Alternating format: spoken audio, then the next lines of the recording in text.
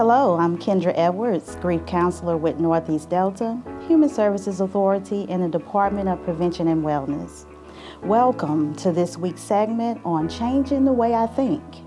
As you begin to look back over all the changes that has taken place so far this year, and as you begin to shift into this new season, you're probably thinking, wondering, or even questioning your thoughts.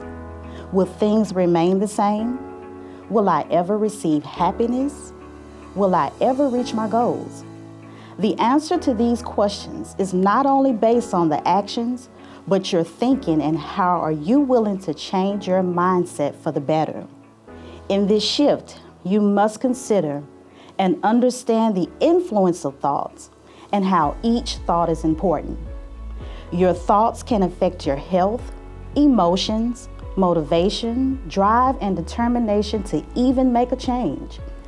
Getting into the routine of thinking about how your mental capacity, that's your thoughts and your perceptions, really do matter.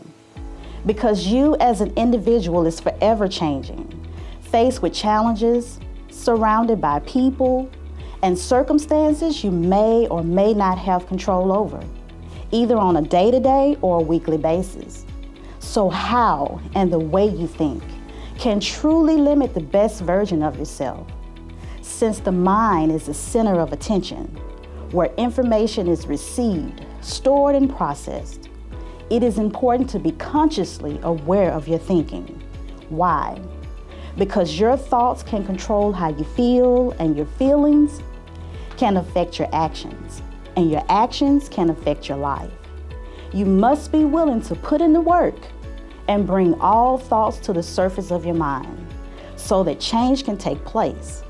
Let's look at positive thoughts, which leads to you feeling good or a better outlook on life, and negative thoughts, which leads to you feeling bad or a not so good outlook on life.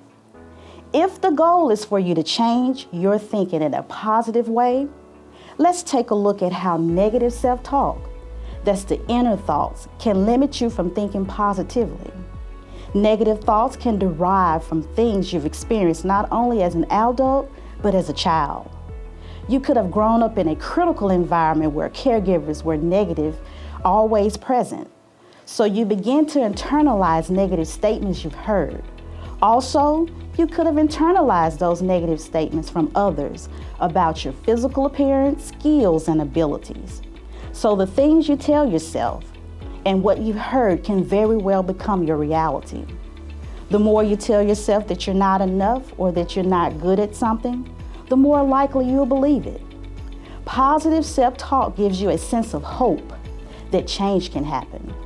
Positive affirmations are saying, phrases, and short statements to help you challenge any negative thought or perceptions you may have. The more you adapt to positive thinking patterns, this will increase your motivation to change within yourself. I always say, inward out or inside out. You must be willing to take out the old negative thoughts and make room for new positive thoughts. Staying in the present, that's the here and now. Encouraging yourself to take time and practice, but it can be done. Here are a few affirmations to get started. Repeat after me. I am enough. I am not my past. I have the power to change my story. I'm willing to change for the better, and I'm in the process of becoming the best version of myself. These statements or phrases can be repeated as often as you need to. You can write them on paper or a sticky note and place them in your home, office space, or even your cell phone as a reminder to boost your self-esteem. When you begin to change from the inside, that's your mindset. Things, situation, and your perception on life will begin to change. Thank you for listening and participating in this week's segment on changing the way I think. Again, I am Kendra Edwards, grief counselor in the Department of Prevention and Wellness. It is about you and your emotional well-being.